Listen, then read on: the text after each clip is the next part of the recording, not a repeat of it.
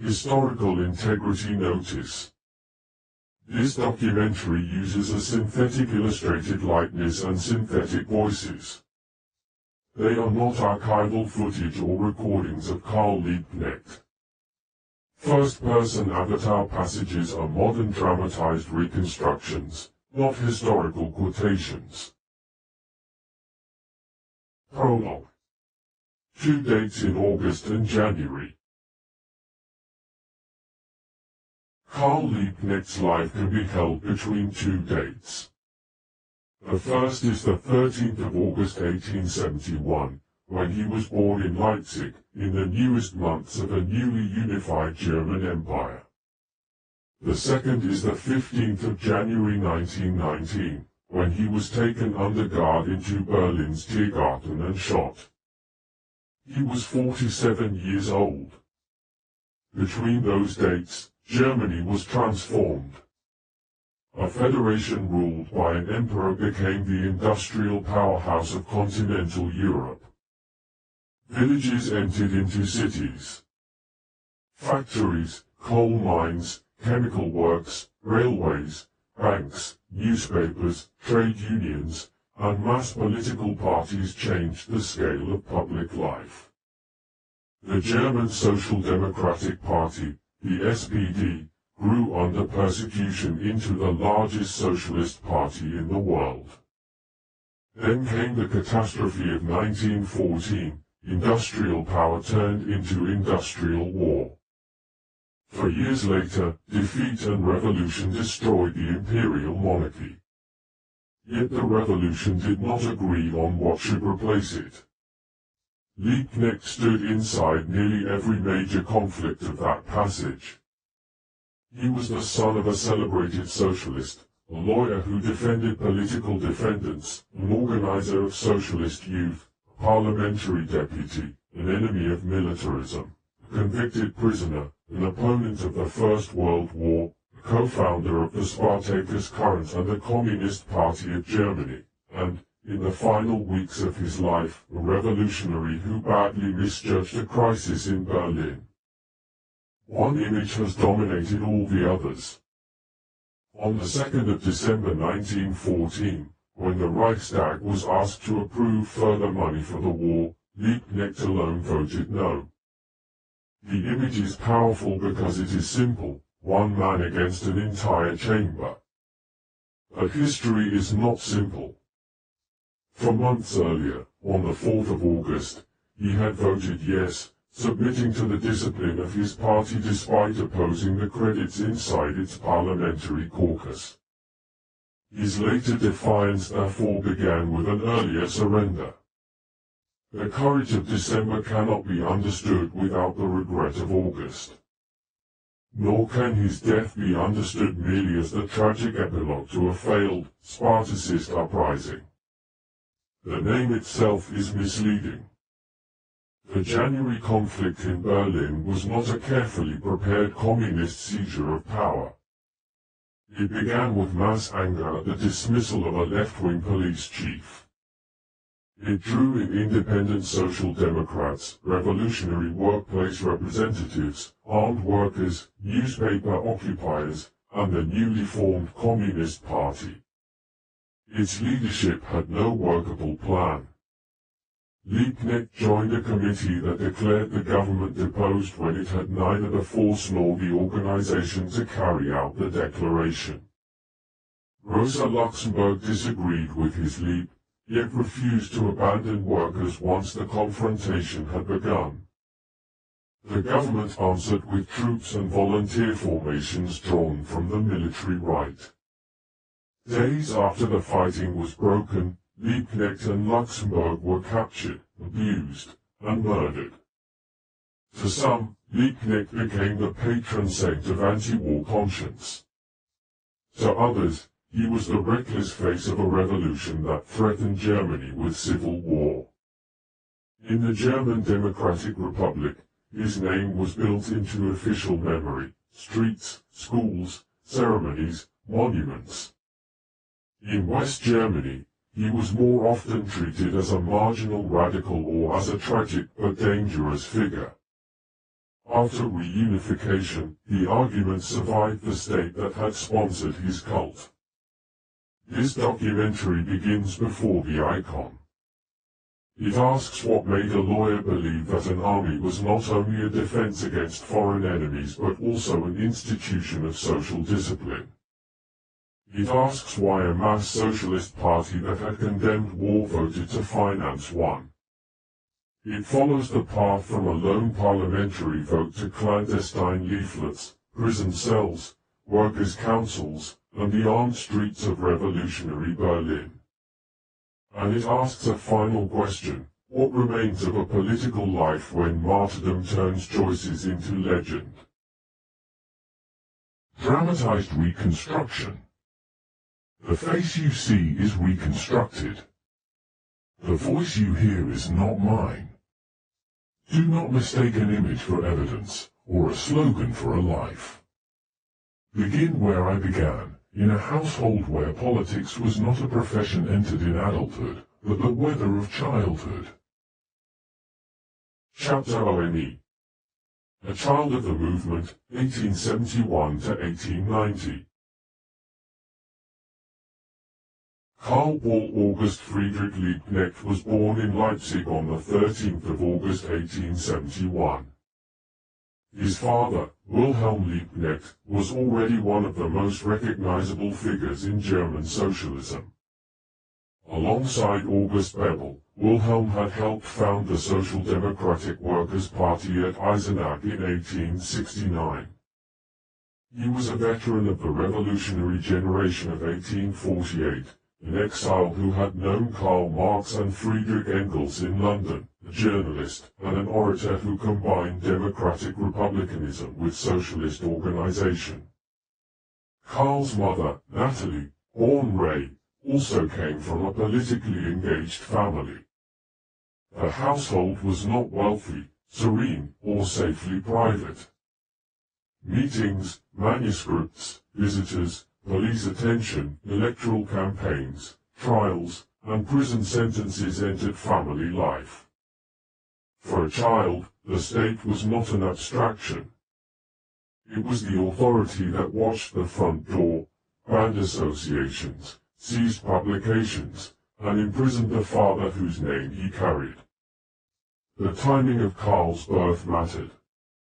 In January 1871, before he was born, the German Empire had been proclaimed after Prussia's victory over France. National unification had not come through a victorious democratic revolution. It came under the leadership of the Prussian monarchy, Chancellor Otto von Bismarck, and the army. The new empire had a national parliament elected by universal male suffrage, but the imperial chancellor was responsible to the emperor, not to a parliamentary majority.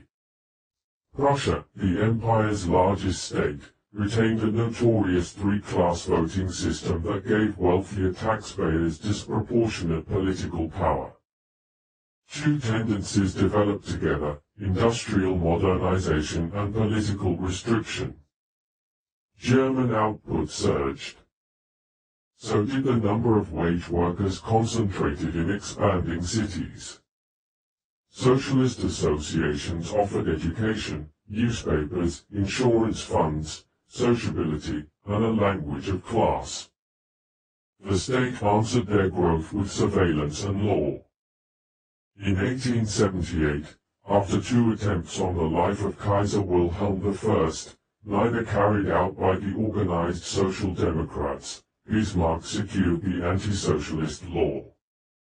It banned socialist organizations, meetings, and publications, while allowing individual Social Democrats to stand for election. The result was a strange political world. A movement officially treated as dangerous could send representatives to the Reichstag. Its clubs could be dissolved while its vote increased. Repression did not destroy social democracy. It taught the movement how to survive through informal networks, substitute organizations, illegal printing, and disciplined solidarity. Karl grew up during that experiment in controlled exclusion. His father and Bebel were expelled from Leipzig under a minor state of siege. The family spent time in Borsdorf outside the city. Such episodes gave socialist family legend a daily texture. Yet it would be too easy to imagine Karl as a child who simply inherited a finished creed. Political inheritance is also a burden. Wilhelm was famous, forceful, frequently absent, and inseparable from the party's history. Karl would spend his career benefiting from that name, measuring himself against it, and trying to become more than somebody's son. The family's socialism was broad. It opposed the political dominance of aristocrats and officers. It demanded democratic rights, public education, freedom of association, and protection for workers. It looked beyond national borders to an international working class. It also believed in organization. Newspapers must be printed, dues collected, candidates selected, meetings chaired, and legal opportunities used even when the constitutional system was unjust. The culture helps explain a contradiction that later defined Karl. He became a revolutionary, but he was also formed by patient institutional work. He despised the limits of imperial parliamentarism, yet sought seats in a city council, the Prussian parliament, and the Reichstag. He called for mass action, yet took party discipline seriously enough to obey it at the most disastrous moment of his career. The revolutionary and the parliamentarian did not replace one another. They occupied the same person. In 1890, the year Karl finished school, the anti-socialist law lapsed. Bismarck left office. The movement emerged from illegality with stronger electoral support and an expanding organizational world. In 1891 it adopted the name Social Democratic Party of Germany and the Erfurt Program, which paired a Marxist account of capitalism with a practical program of democratic and social reform. For the 19-year-old Karl, adulthood began just as the party moved from persecuted subculture toward mass power. He did not have to invent the movement. He had to decide what place he would occupy inside it. Dramatized reconstruction. My father's generation learned that an organization could be outlawed without being erased. My generation inherited something larger, a party, a press, unions, voters, and the confidence that history moved in our direction. We also inherited a danger, the belief that growth itself would answer every strategic question. Chapter TWO. Law, Duty and the Imperial State, 1890 to 1900. Karl Liebknecht began studying law and political economy at Leipzig University in 1890 and continued in Berlin. The choice was practical and political. The socialist movement needed lawyers. Its activists faced charges involving illegal publications, public order, insult, treason, and association law. Trade unionists needed representation. Russian and Polish political exiles faced deportation. In the semi-authoritarian legal culture of the empire, the courtroom could be used not only to defend a client but to expose a system. He studied at a moment when German universities reflected the ambitions of the new state. Law was being systematized for a unified national economy. Economics debated social reform and the social question. History often celebrated Prussian state building. A socialist student could master the language of institutions while rejecting the purposes those institutions served. Liebknecht was not exempt from military duty. In 1893 and 1894 he served as a one-year volunteer. This experience is important because his anti-militarism did not come from complete distance. The one-year volunteer arrangement was shaped by class. Those who could pay for their equipment and upkeep received a shorter route through service and a potential path into the Reserve Officer Corps. Military organization was therefore also a school of social rank. Uniforms proclaimed national unity while reproducing hierarchy. Liebknecht later argued that militarism was larger than an army. It included budgets, barracks, weapons firms, officer privilege, patriotic education, and the training of obedience. It prepared for foreign war, but it also equipped the state to control internal dissent. That analysis would become the center of his pre-war reputation. After his university studies, he completed the demanding stages of German legal training through a referendariat in Arnsberg and Paderborn. In 1897, he received a doctorate from the University of Wurzburg. 2 years later, he and his older brother Theodor opened a legal practice in Berlin. The socialist lawyer Oskar Kohn was also associated with their professional circle. A legal office offered Karl a social position and a base from which to serve the movement. The choice of law also distinguished him from his father. Wilhelm's principal instruments were journalism, parliamentary speech, and party organization. Karl could operate in the detailed space where state power touched an individual life, the indictment, the interrogation, the deportation order, the prison sentence.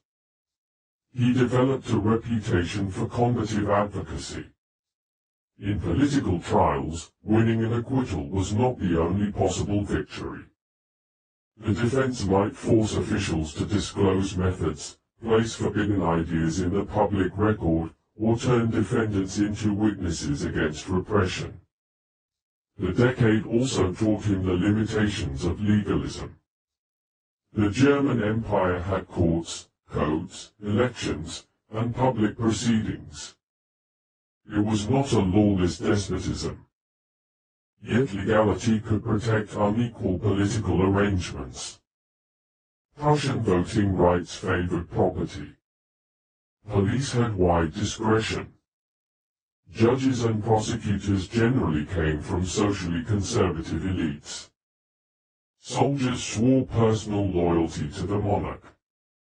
The state could claim impartiality while its institutions reflected class and status. In 1900, 2 personal and political events marked a transition. Karl joined the SPD. In May he married Julia Paradise, the daughter of a social democratic family.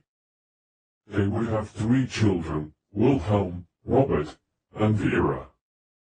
Public mythology often compresses an activist's domestic life into a line between elections and arrests. As a legal practice, marriage, children, and financial obligations mattered. Political commitment was supported by other people's care and paid for in time not spent at home.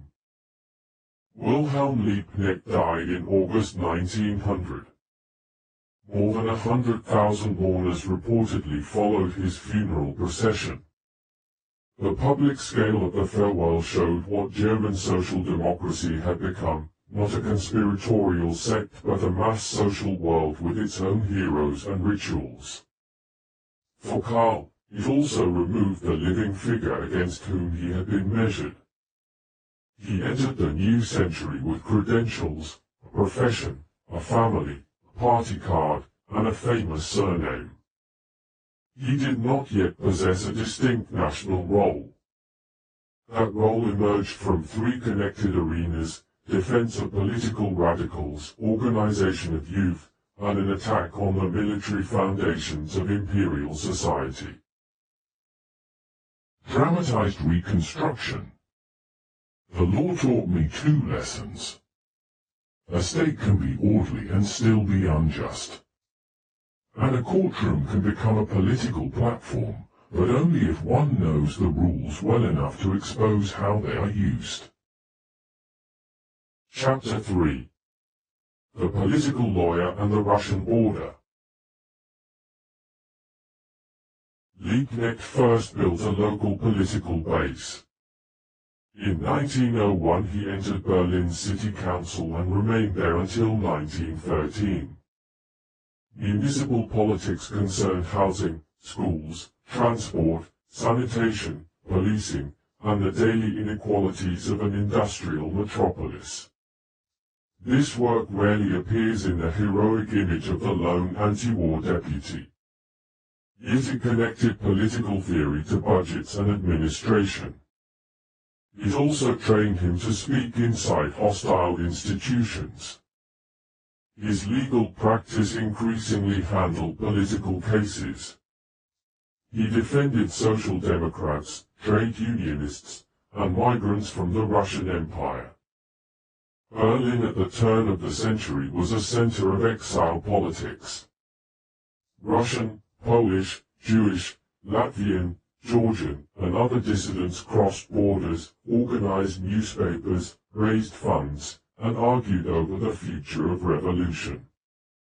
German authorities cooperated at times with the Tsarist state while the SPD presented itself as the champion of political liberty. The most important early courtroom episode came in the Königsberg trial of 1904. German Social Democrats were accused in connection with moving revolutionary literature across East Prussia into Tsarist Russia. The prosecution wanted to treat solidarity with Russian revolutionaries as criminal conspiracy.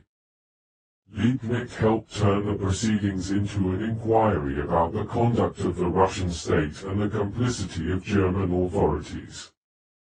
The case enlarged his reputation beyond Berlin. It also strengthened his internationalism. For Liebknecht, the eastern frontier was not a moral border.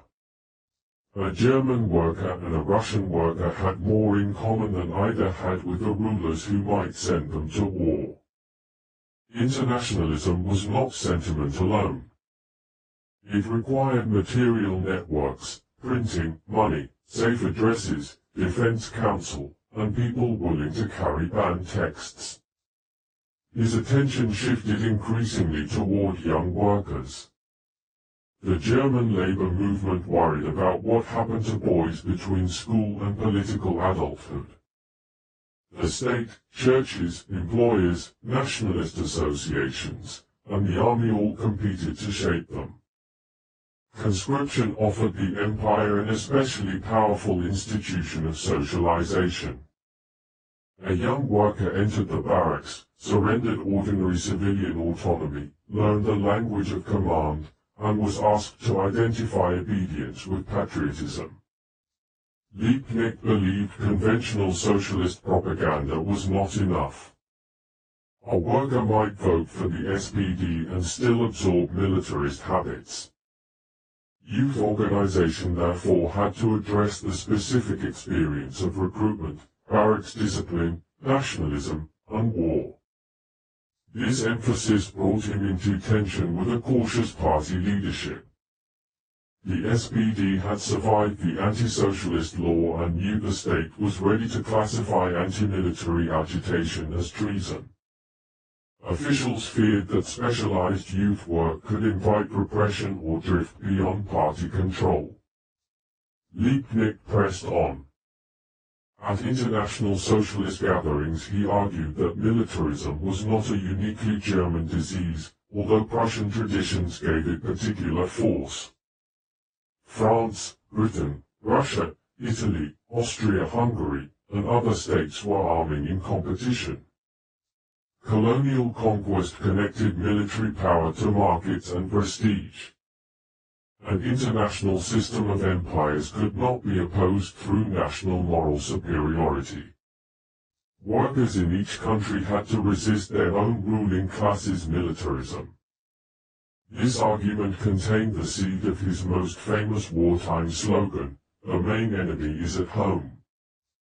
It did not mean that foreign governments were harmless. Tsarist Russia, which he had denounced in court, was brutally repressive. It meant that international solidarity began with responsibility for the state one could directly challenge.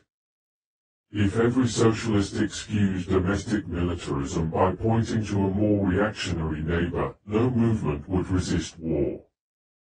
In 1907, socialist youth representatives meeting in Stuttgart created an international organization, and Liebknecht became its first president. The same year he published the work that defined his pre-war politics, Militarism and Anti-Militarism, with particular regard to the international Young Socialist movement. The state read it too. Dramatized reconstruction. A border guard could seize a newspaper, but not the conditions that made the newspaper persuasive. A prosecutor could describe international solidarity as a foreign plot. Our task was to show that the deeper conspiracy was the agreement of governments to make obedience appear natural. Chapter 4.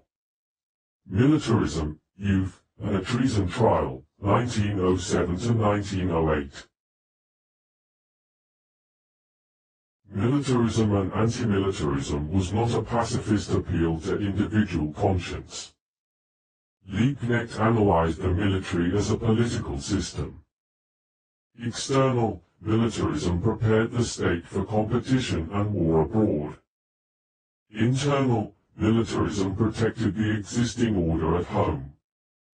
The same organization that faced another army could break a strike, intimidate demonstrators, and teach deference to monarchy and command. He described militarism as woven through society. Taxes funded armaments. Schools and youth associations cultivated martial values. Ceremonies made military rank glamorous. Employers benefited from discipline. Weapons manufacturers profited from rivalry. The barracks separated recruits from civilian networks and subjected them to a concentrated hierarchy. Militarism therefore could not be answered only when a declaration of war arrived. By then, emotional and institutional mobilization might already overwhelm resistance. Liebknecht's focus on youth followed from this analysis. Anti-militarism should begin before conscription, through political education and organization. Young workers needed to understand the class functions of the military and the international interests they shared with workers across borders. He advocated agitation within legal limits, but the imperial authorities did not accept that reassurance. The prosecution charged him with high treason. The legal theory was revealing. To weaken military obedience, even through political education, was to endanger the state. His trial before the imperial court in Leipzig became a national event. Liebknecht used his defense to restate his argument. The government used the trial to mark a boundary around acceptable opposition. He was convicted and sentenced to 18 months of fortress confinement. Fortress imprisonment was less degrading than ordinary penal labor and often applied to political or honor-related offenses, but it was still incarceration. The sentence removed him from his practice and family. It also gave him precisely the public stature the state hoped to deny him. The dynamic was familiar in German socialist history. Prosecution confirmed and activists claimed that the legal order served political power. The defendant entered prison with a local following and emerged with a national name. Yet martyrdom carried real costs. Julia managed the family burden. Colleagues covered professional work. Political prestige could not repay private time. While Liebknecht was imprisoned, voters elected him to the Prussian House of Representatives in 1908. The victory had symbolic force. The state confined him as a traitor. Working-class electors sent him into one of the state's central institutions. He represented a poor constituency and confronted a chamber distorted by Prussia's three-class franchise. Prussia's voting system grouped voters according to the amount of direct tax they paid. A small number of wealthy men could therefore select as many electors as a large number of poorer citizens. The system gave conservatives structural protection even as the SPD's popular vote grew. Liebknecht's presence in the Landtag exposed the contradiction. Mass politics had arrived, but political equality had not. His years in the Prussian parliament were combative. He attacked the franchise, police authority, military privilege, and the treatment of workers. He also became known as a sharp investigator. He was not one of the SPD's central theorists. Rosa Luxemburg, Karl Kautsky, Eduard Bernstein, and others produced more systematic bodies of political argument. Liebknecht's talent was different. He found a vulnerable point, an official contradiction, a corrupt transaction, a moment of moral clarity, and forced it into public view. This distinction matters.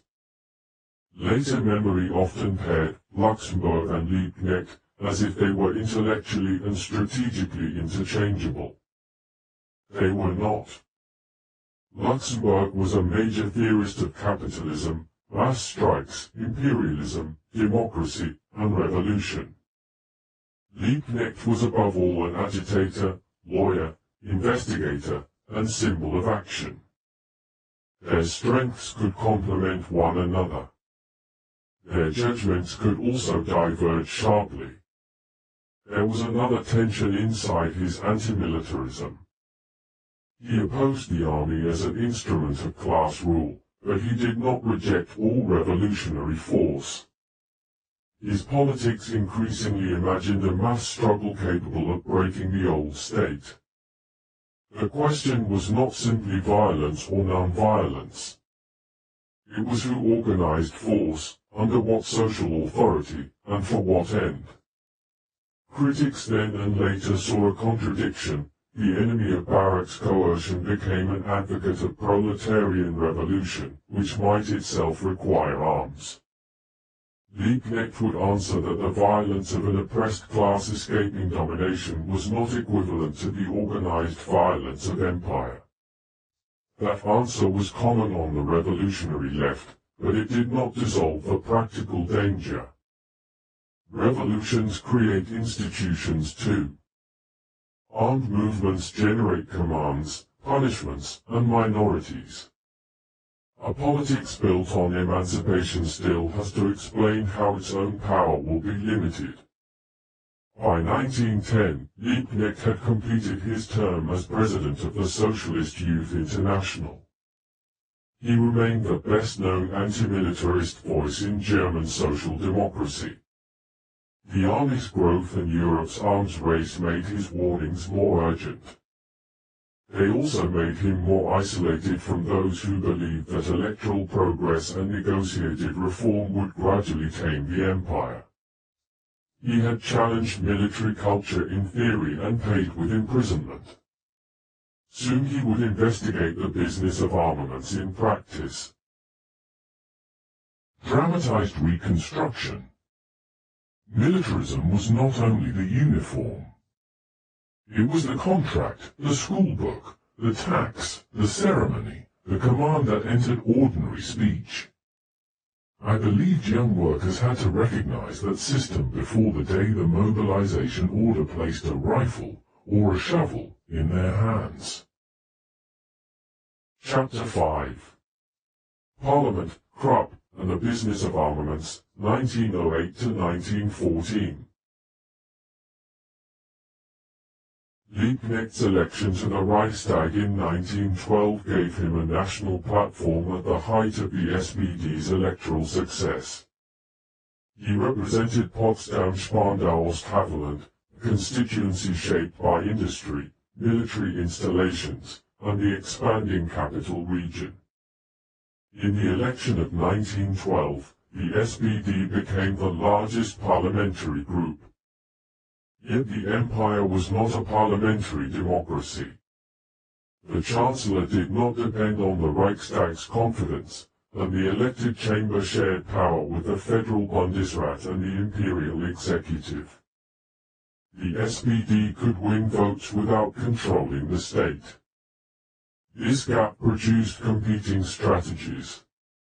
Reformists argued that the party's growth, trade union strength, and practical legislation would gradually democratize Germany.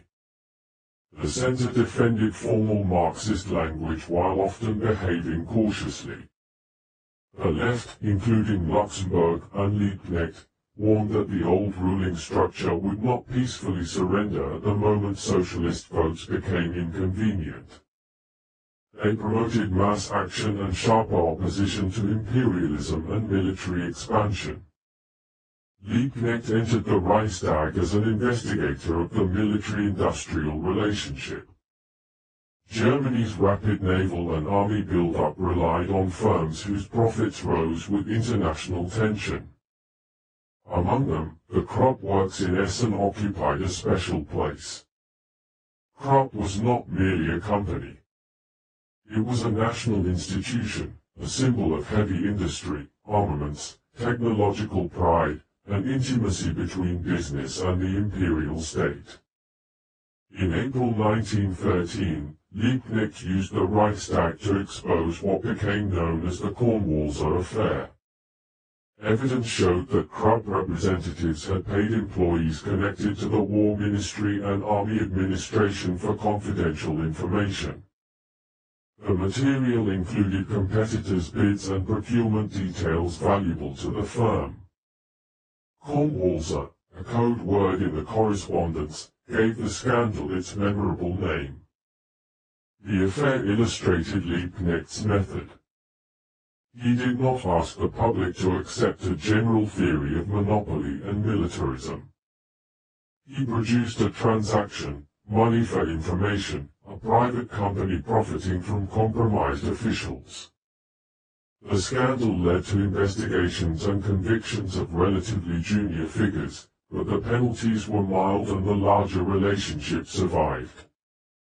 To Liebknecht, that outcome confirmed that armaments policy was protected by a network of status, secrecy, and shared interest. The exposure made him more visible, but visibility had personal costs. His first wife, Julia, had died in 1911 after surgery. In 1912 he married Sophie Ryss, Russian-born art historian and socialist. His children from his first marriage remained part of the household. Sophie entered a life already crowded by legal work, parliamentary travel, public meetings, and police attention. Surviving correspondence around the couple and their circle reveals the hidden infrastructure of a political career, arranging visits, sending books and food, managing anxiety, and sustaining relationships through imprisonment.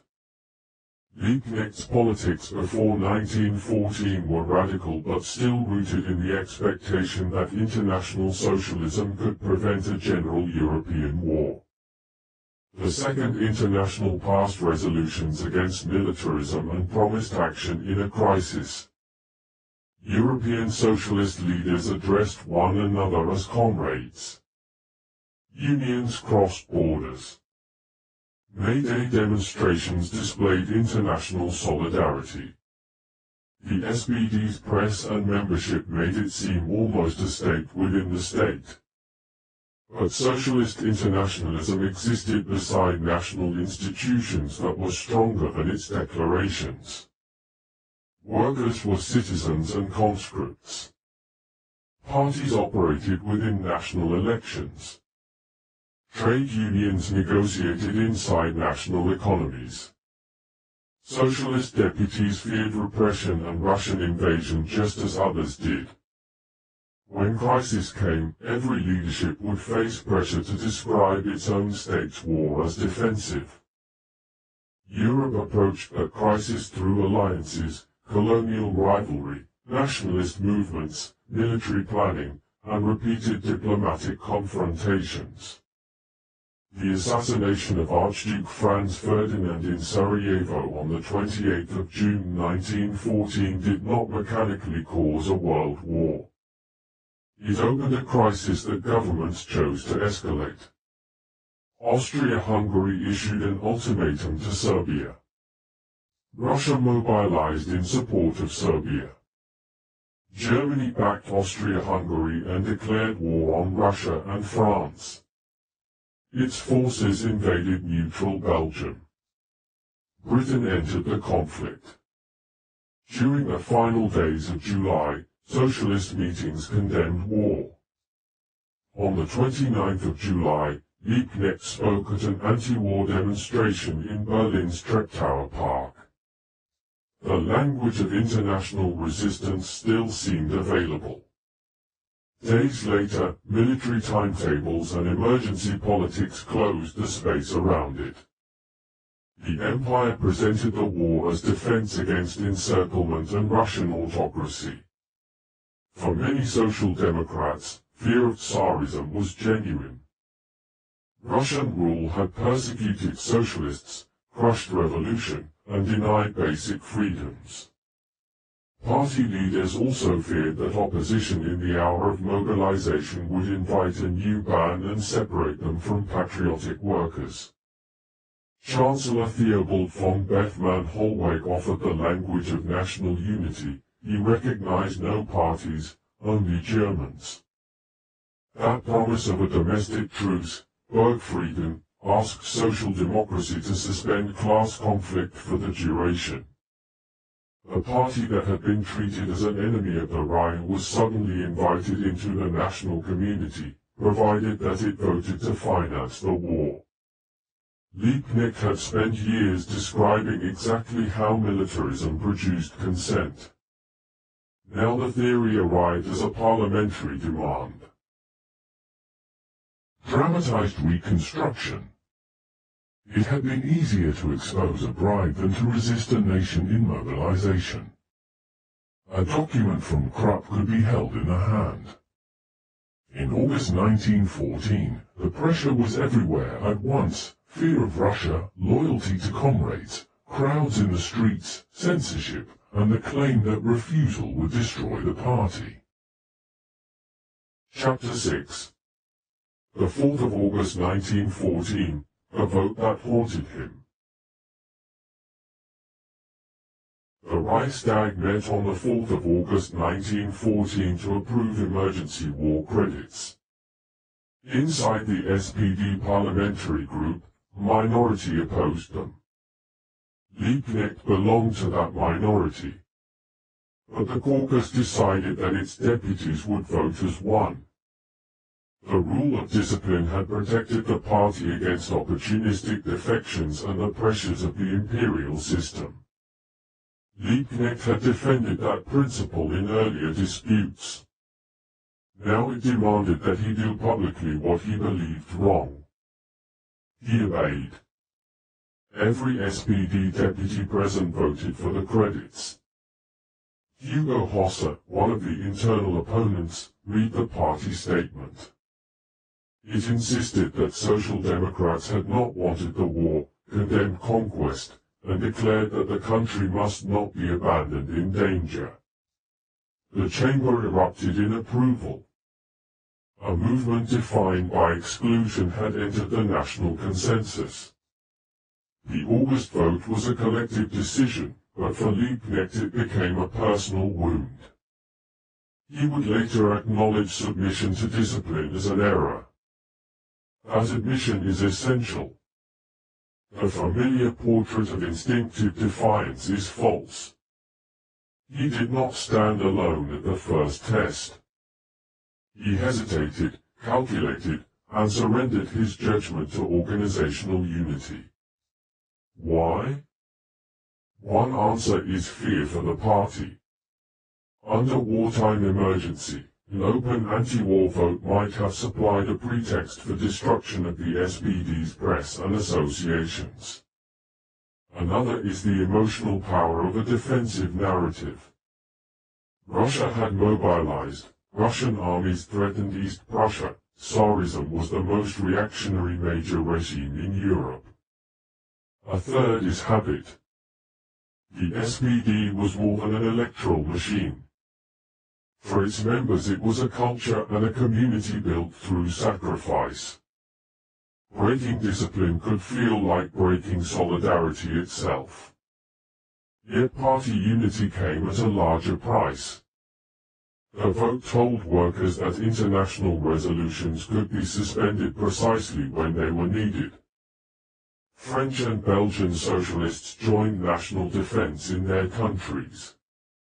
Across Europe, parties that had promised common resistance accepted the claim that their own nation fought a necessary war. Internationalism did not vanish, but its institutions fractured. Liebknecht began almost immediately to organize opposition. Rosa Luxemburg, Franz Mehring, Clara Zetkin, Julian Markluski, and others contacted one another. They were a small current inside a vast party apparatus. Luxemburg considered the 4th of August decision a historic collapse. Liebknecht's name was valuable because he held parliamentary office, had a public anti-militarist record, and could still use limited legal privileges. The war's early conduct sharpened his opposition. German forces moved through Belgium and northern France. Reports of destruction and violence against civilians challenged the language of pure defense. War aims discussed among economic and political elites revealed ambitions for territory and dominance. The longer the conflict continued, the harder it became to describe it as an emergency imposed on innocent governments. The minority had to decide how to move. Should it preserve influence inside the SPD, obey the parliamentary group in public, and argue privately? Or should it break discipline and create visible opposition? Liebknecht moved toward the second answer. He traveled, spoke with activists, and tested support in local party organizations. Criticism also came from his constituency. Rank-and-file Social Democrats who had believed the party's anti-militarist words demanded to know why its deputies financed the slaughter. The atmosphere was punishing. Censorship restricted newspapers. Public assembly was controlled. Casualty lists expanded.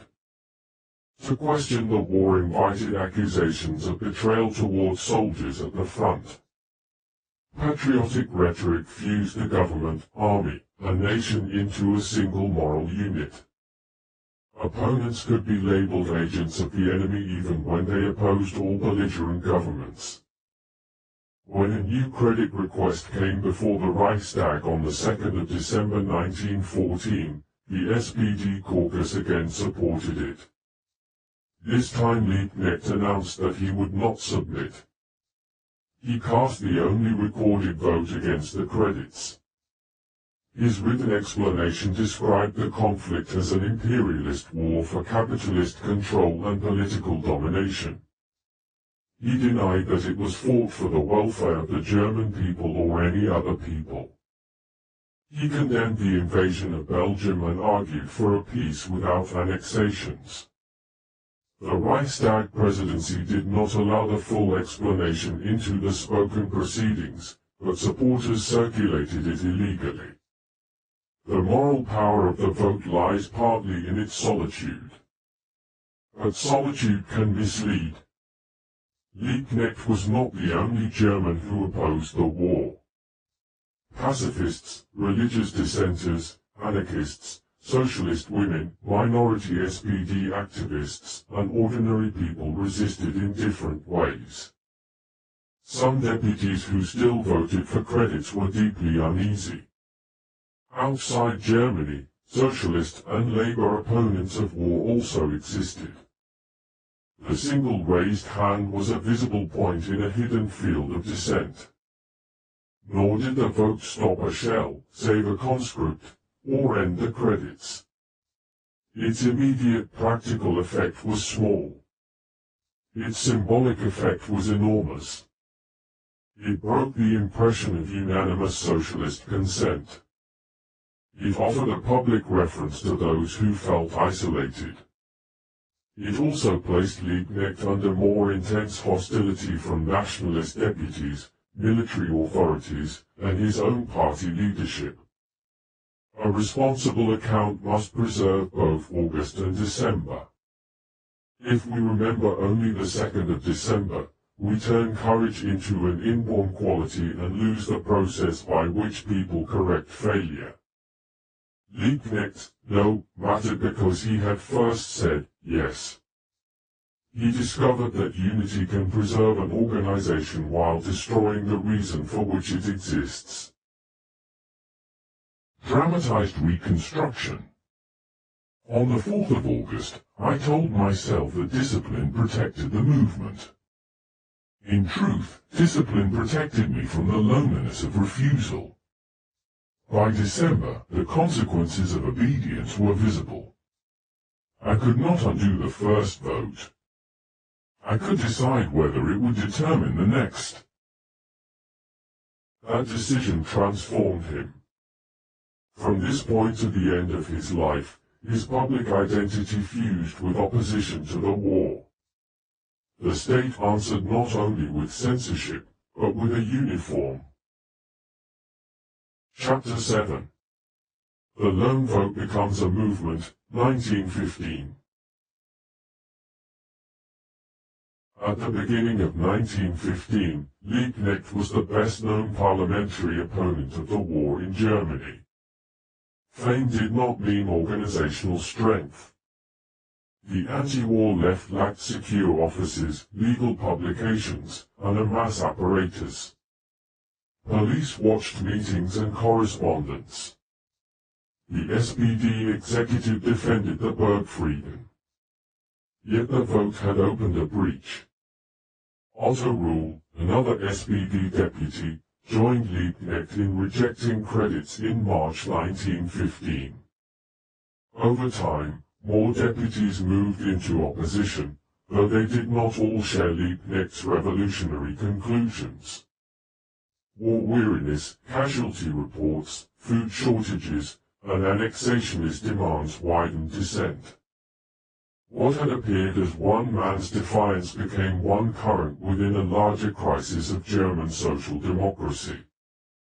The authorities tried to limit Liebknecht's action by conscripting him in February 1915. Because of his age and status, he served as an Armeerungssoldat, an unarmed labor or engineering soldier rather than a combatant. He performed physical duties and encountered the machinery and human debris of war, including the clearing of bodies. His parliamentary mandates allowed him to return for sessions, but military regulations forbade political activity outside those roles. The arrangement was almost an official metaphor. The enemy of militarism was placed inside the military, denied a weapon, and ordered to labor. The state hoped discipline would isolate him. Instead, his service added experimental force to his agitation. The opposition around Luxembourg and Liebknecht initially called itself the International Group. It produced clandestine material that later became associated with the name Spartacus. The choice evoked the enslaved gladiator who led a revolt against Rome, a symbol of uprising from below. The group was small, decentralized, frequently disrupted by arrest, and dependent on courageous couriers and printers. Its historical fame should not be confused with contemporary scale. In May 1915, as Italy entered the war against its former allies, Liebknecht issued the leaflet remembered by its closing phrase, "The main enemy is at home." The argument did not absolve Britain, France, Russia, or Italy. It demanded that German workers fight German imperialism, the German War Party, and secret diplomacy, while workers elsewhere fought their own rulers. Internationalism, in this formulation, was coordinated domestic opposition, not neutrality between states. The phrase was deliberately confrontational.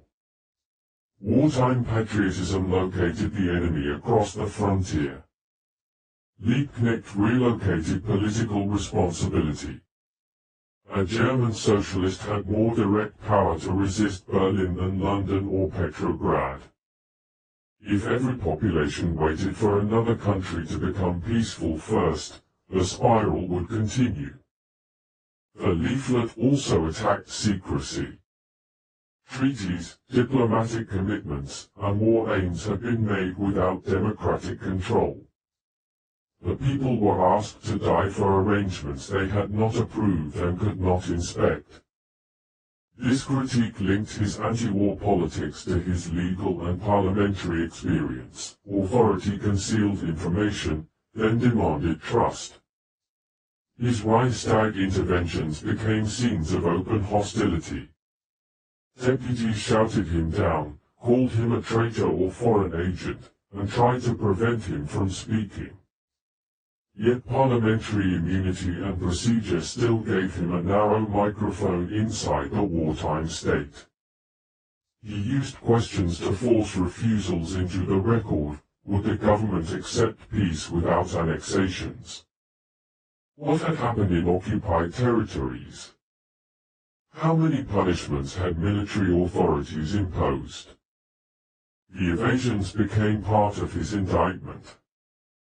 In December 1915, 20 SPD deputies voted against a new credit measure. Others abstained. The numbers showed that the party's official unity was breaking. The disagreement over the war did not automatically produce agreement on revolution. Some dissenters wanted a negotiated peace and a restored party. Others wanted a new socialist organization. Liebknecht and Luxemburg increasingly believed that the 4th of August had revealed a structural failure, not a temporary mistake. The wider population was also changing. The British naval blockade, economic dislocation, and state distribution systems produced shortages. Women queued for food while managing households, paid work, and the absence of men. Workers confronted longer hours and military discipline in factories.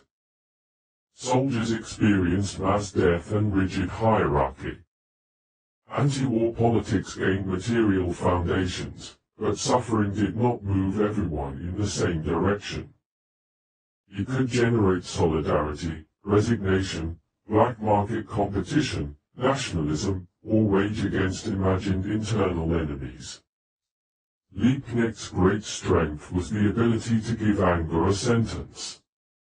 His weakness was a tendency to treat the sentence as evidence that masses were ready for the next political step. A slogan can reveal a contradiction. It cannot by itself build an organization capable of resolving it. Dramatized reconstruction. The main enemy is at home did not mean that the enemy abroad was virtuous. It meant that responsibility cannot be exported.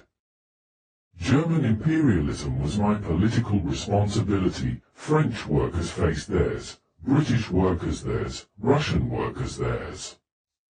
Internationalism had to be practiced in the first person.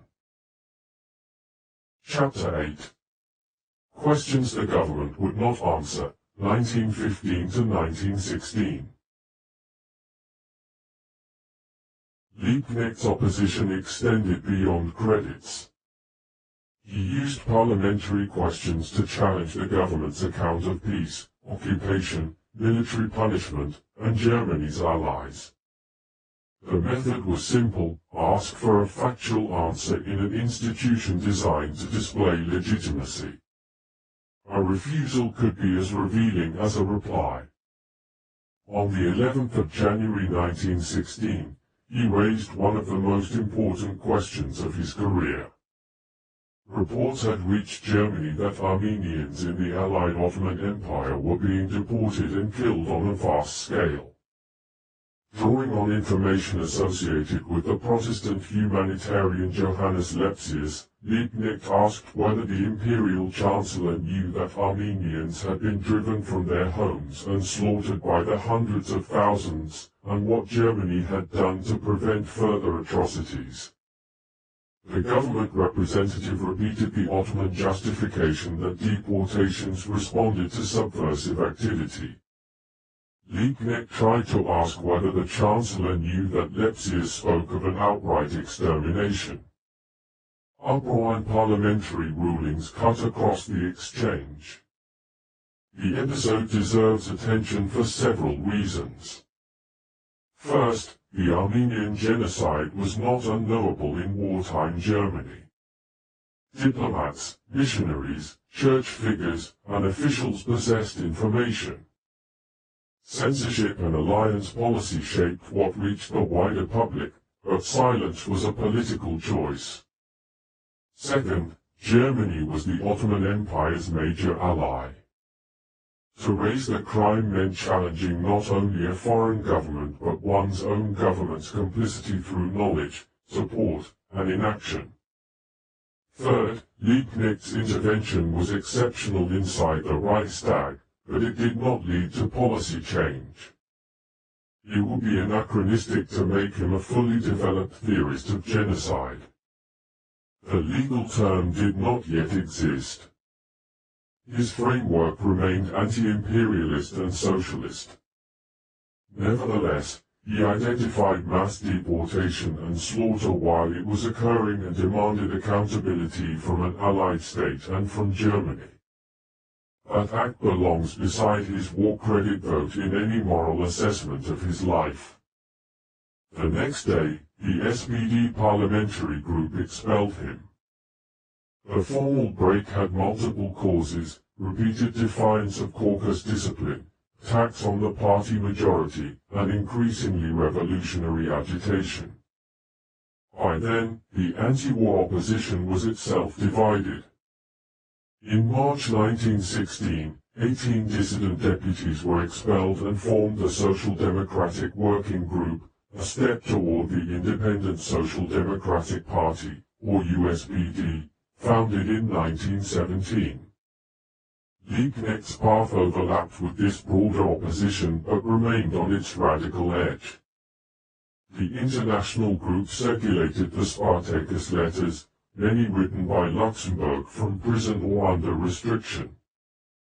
These texts denounced the war and the SPD leadership, analyzed imperialism, and called for mass action. Spartacus became the current's recognized name. Its principal figures included Luxembourg, Liebknecht, Franz Mehring, Clara Zetkin, Leo Jojiches, Paul Levi, and others whose roles are often eclipsed by the two martyrs. Liebknecht's military status could not contain him. He returned to Berlin for parliamentary duties and helped plan a public anti-war demonstration for May Day 1916. Potsdamer Platz was a modern urban junction, filled with traffic, offices, hotels, cafes, police, and passers-by. To protest there, during war, was to carry clandestine opposition into the center of visible city life. The call focused on peace and international solidarity.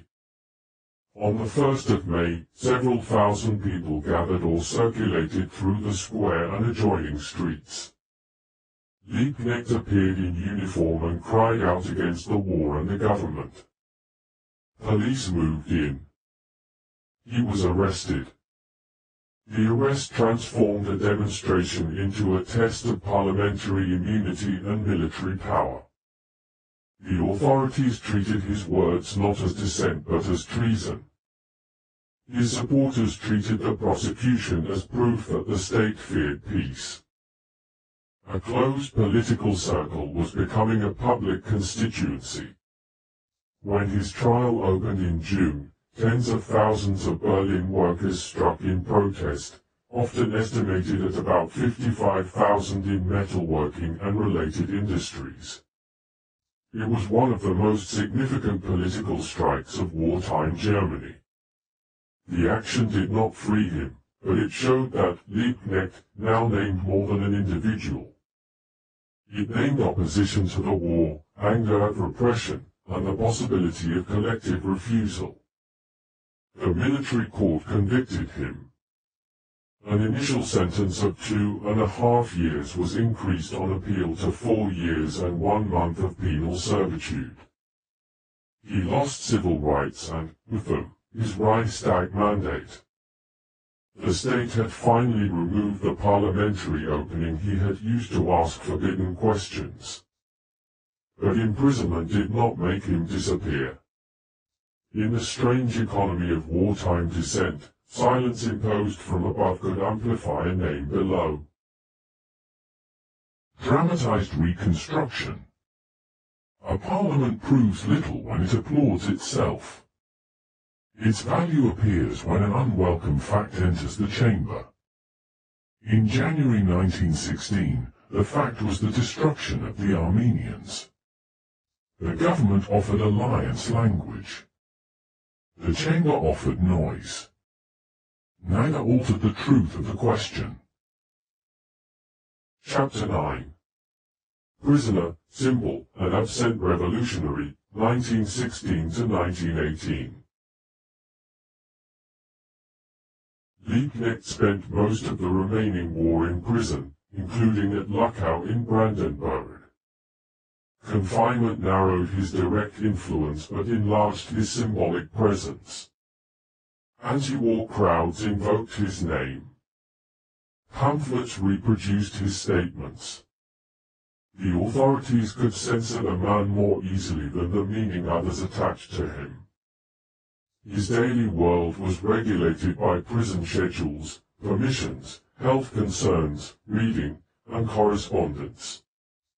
Sophie Liebknecht became a vital link to family and politics. The domestic cost of public resistance again fell across a household. A heroic narrative counts the sentence, a human one also counts visits, parcels, delayed letters, children's questions, and the constant work of sustaining somebody whom the state has isolated. Liebknecht used prison time to write notes on society, history, and political development. These manuscripts did not establish him as a theorist comparable to Luxemburg. They reveal ambition, intellectual restlessness, and a desire to place revolutionary politics inside a broader account of human development. They also reveal the limitations of a life dominated by agitation. He had insights and themes rather than a completed systematic work. Outside, the war changed political possibility. The winter of 1916-17 became the turnip winter as food shortages and poor harvests intensified misery. Inflation eroded wages. Women carried a disproportionate burden in households and workplaces. Military production expanded coercive control over labor. The promise of national unity looked increasingly like unequal sacrifice. In April 1917, the anti-war opposition split from the SPD majority to form the Independent Social Democratic Party, the USPD. The Spartacus group joined while retaining its own organization and program. The arrangement reflected weakness and opportunity. Spartacists wanted access to a larger anti-war membership. They also distrusted leaders they considered politically indecisive. The USPD itself ranged from revolutionary socialists to figures who hoped to reunify social democracy after peace. The Russian revolutions of 1917 altered every calculation. In February, the Tsar fell. Workers, soldiers, and peasants' councils, Soviets, appeared beside a provisional government. In October, the Bolsheviks seized power under the slogans of peace, land, and workers' authority. For Liebknecht and many radicals, Russia demonstrated that war could turn into revolution and that a socialist party could break an old state. For opponents, it warned of dictatorship, civil war, economic collapse, and foreign-imposed peace. Liebknecht became a committed supporter of the Bolshevik Revolution. Luxembourg welcomed the revolutionary breakthrough but criticized aspects of Bolshevik policy, including restrictions on democracy. This difference foreshadowed post-war arguments. The Russian model was not a single lesson. One could admire the overthrow of Tsarism, support council power, oppose counter-revolution, and still question one-party coercion. Germany itself experienced growing unrest. In April 1917, strikes erupted over food and war policy. In January 1918, a much larger strike wave swept armament centers, with hundreds of thousands participating in Berlin and more elsewhere. Revolutionary shop stewards, trusted workplace organizers rooted especially among skilled metal workers, played a central role. Their networks possessed something the Spartacus group often lacked, day-to-day connections in factories. The strikes demanded peace without annexations, improved food, democratic reform, and in some cases political change. The state used arrests and conscription to break them. The movement did not end the war, but it showed the erosion of obedience. Liebknecht watched from prison. This absence matters. He later entered the November Revolution with immense prestige but without having organized the forces that initiated it. He had become the name shouted by a movement whose practical networks were built by others. Symbolic authority can be politically useful. It can also produce false confidence. A leader greeted by crowds may mistake recognition for command. By autumn 1918, Germany's military position collapsed. The Supreme Army Command, after years of exercising near-dictatorial influence, demanded an armistice and constitutional reform. Its leaders hoped civilian politicians would assume responsibility for defeat. The empire began parliamentary changes from above while disintegration advanced from below. A political amnesty released Liebknecht on the 23rd of October 1918. A large crowd welcomed him at Berlin's Onalter station. He spoke against the Hohenzollern monarchy and for a socialist republic. The return looked like the opening scene of a revolution. The actual revolution began elsewhere. Dramatized reconstruction. Prison made me larger in the imagination of others and smaller in my knowledge of events. When the gates opened, crowds knew my name. But the sailors, women, soldiers, and factory delegates who broke the empire had formed experiences and organizations I did not control. Chapter 10. November 1918, a revolution he did not start. In late October 1918, German naval commanders planned a final operation against the British fleet. Sailors understood that they might be sacrificed in a battle with no meaningful strategic purpose. Crews mutinied. Arrests provoked wider protest at Kiel in early November. Sailors joined workers, formed councils, and took control of the city. The movement spread with astonishing speed. The councils did not follow a single blueprint. Some demanded immediate peace and the emperor's abdication. Some wanted democratic reform. Others imagined socialist transformation. Many soldiers simply wanted to go home. Local SPD and USPD activists often entered movements they had not initiated and helped give them political form. Monarchs fell across the German states. Red flags appeared, but their meaning varied. Liebknecht tried to accelerate revolution in Berlin, working with Spartacists and the revolutionary shop stewards. The shop stewards had deep factory connections and were cautious about an uprising before they believed workers and troops were ready. Repeatedly, plans and dates shifted. Then the national wave arrived in the capital on its own momentum. On the 9th of November, mass demonstrations and armed groups moved through Berlin. The imperial government disintegrated. Prince Max of Baden announced Kaiser Wilhelm II's abdication before the emperor had formally agreed and handed the chancellorship to SPD leader Friedrich Ebert. Ebert wanted continuity, order, and a path to a constituent assembly. He initially hoped some form of monarchy might still be preserved. Events outran him.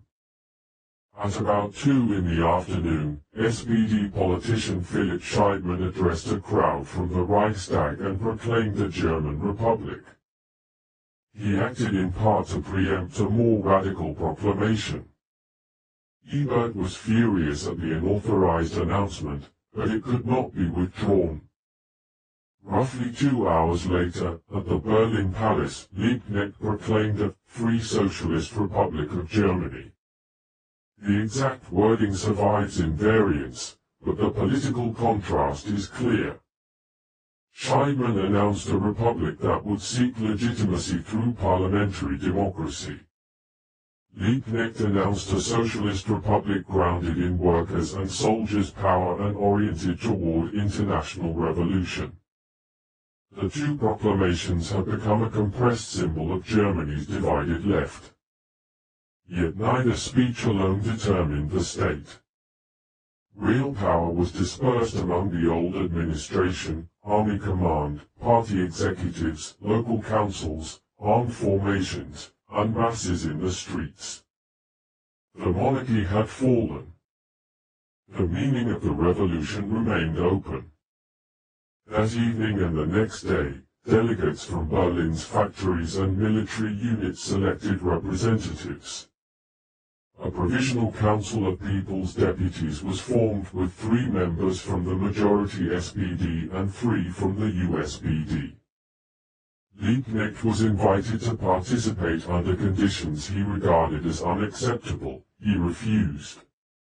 The council promised elections, civil liberties, social reforms, and demobilization. On the 10th of November, Ebert reached a secret telephone understanding with General Wilhelm Gruner of the Supreme Army Command. The army leadership would support the government, Ebert would defend military order and act against Bolshevism. The Ebert-Gruner Pact gave the new republic access to old coercive structures. To the SPD leadership, cooperation was necessary to prevent chaos, civil war, and administrative collapse. To the revolutionary left, it preserved the forces most hostile to democratization. Liebknecht and Luxemburg relaunched Die Rote Fahne, the Red Flag, as the Spartacist newspaper. Luxemburg supplied much of its intellectual and editorial force. The paper demanded that the revolution move beyond a change of personnel, disarm the counter-revolution, arm reliable workers, democratize the military, transfer power to councils, socialize key industries, and connect the German movement to international socialism. Here the documentary must resist hindsight. A parliamentary republic was not yet a settled fact, and a council republic was not an inevitable alternative. Councils themselves often supported the SPD and elections to a national assembly. Workers could favor workplace control and social reform without wanting Bolshevik-style rule. Soldiers' councils could be politically radical one day and dissolve as men returned home the next.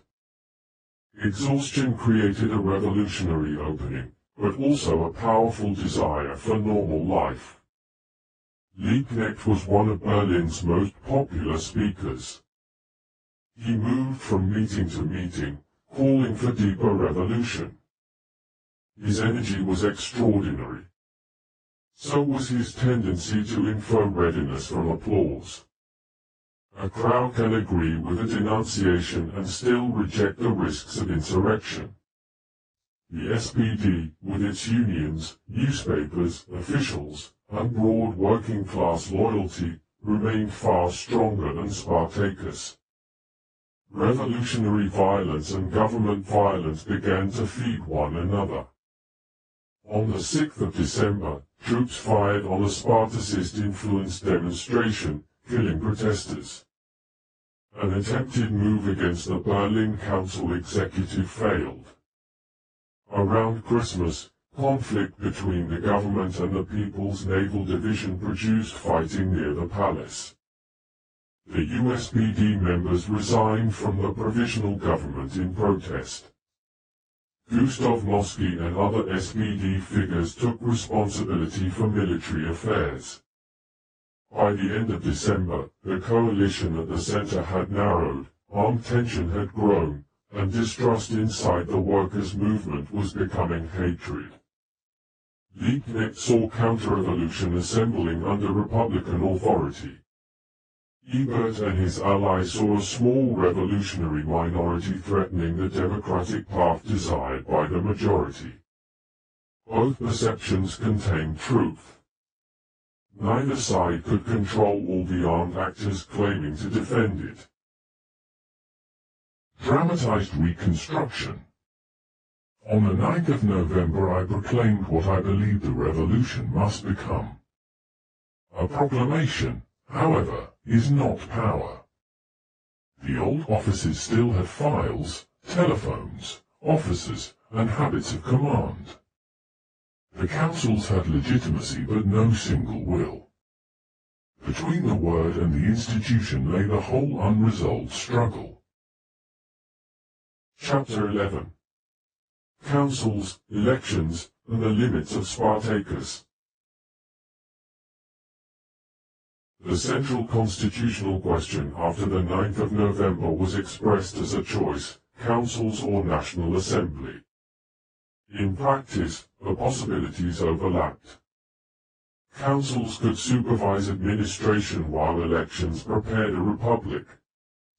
Parliamentary democracy could include socialization and workplace rights. But political conflict turned institutional emphasis into a test of allegiance. The SPD argued for rapid national elections. Universal suffrage, now including women, would give the new order democratic legitimacy. Party leaders also knew they were organizationally strong and that the revolutionary left was small. The Spartacists argued that transferring authority to a constituent assembly would dissolve the power workers and soldiers had created before economic structures were transformed. In December, the National Congress of Workers and Soldiers Councils met in Berlin. Its large SPD-aligned majority supported elections to a National Assembly and rejected immediate transfer of all power to the councils. This result is one of the clearest measures of Spartacus's weakness. The movement could dominate images of the street while losing decisively among the delegates of the very institutions it celebrated. Liebknecht and Luxemburg faced a strategic dilemma. If they treated the council's vote as false consciousness or betrayal, they risked substituting a militant minority for working-class democracy. If they accepted the electoral timetable without building autonomous power, they feared the revolutionary opening would close while old elites regrouped. Luxemburg's answer emphasized winning a majority through patient political struggle. She defended council power, but insisted that socialist government required the conscious support of the great mass of workers. She was revolutionary without imagining that willpower could replace social preparation. Liebknecht shared the goal but was more vulnerable to the emotional pressure of the street. The Spartacus League was also organizationally fragile.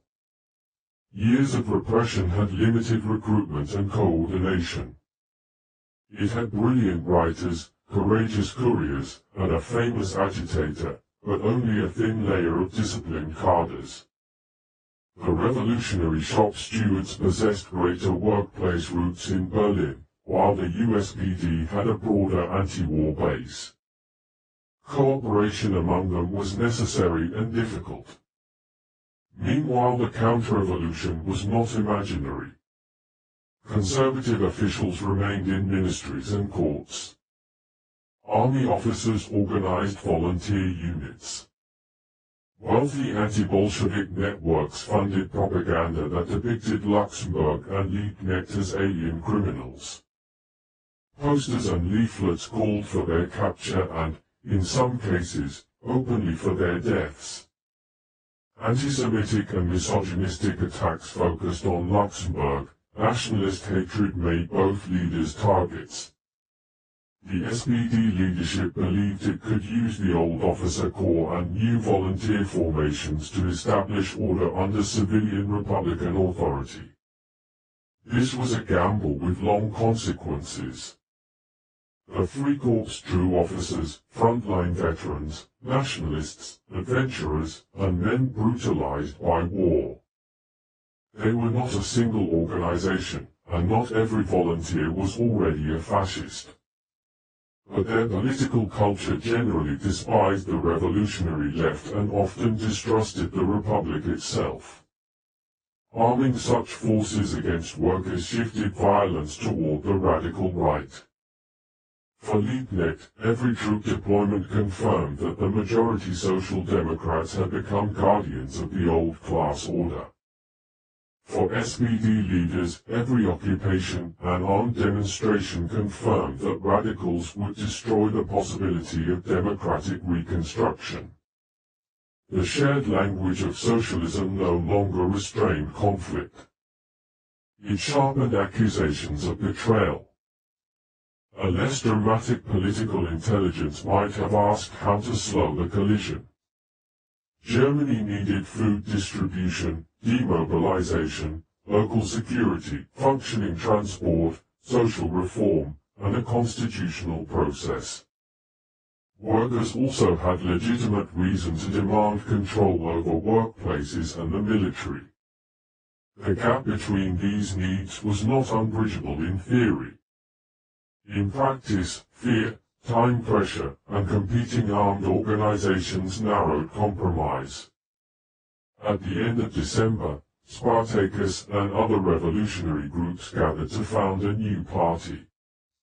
The decision recognized reality. The 4th of August had fractured the old movement beyond easy repair. Yet the new organization was born at the worst possible moment, small, inexperienced, impatient, and surrounded by crisis. Dramatized reconstruction. We spoke of power to the councils. The National Council Congress answered that it wanted elections. A revolutionary cannot claim to represent workers and then ignore workers when they decide differently. The task was to persuade. The temptation was to interpret urgency as a substitute for persuasion. Chapter 12. Founding the Communist Party. From the 30th of December 1918 to the 1st of January 1919, delegates met in Berlin and founded the Communist Party of Germany, the KPD. The Spartacus League formed its core, joined by other revolutionary radicals. Liebknecht and Luxemburg were its most famous figures, but fame did not give them command over the Congress. Luxemburg presented a program that connected immediate struggle to socialist transformation. She rejected the idea that a small group could seize power through a coup and govern in the name of an unprepared class. The party had to win the majority of the proletariat, deepen the councils, and transform economic relations. The path would be difficult and democratic in the substantive sense of mass participation. The delegates often preferred impatience.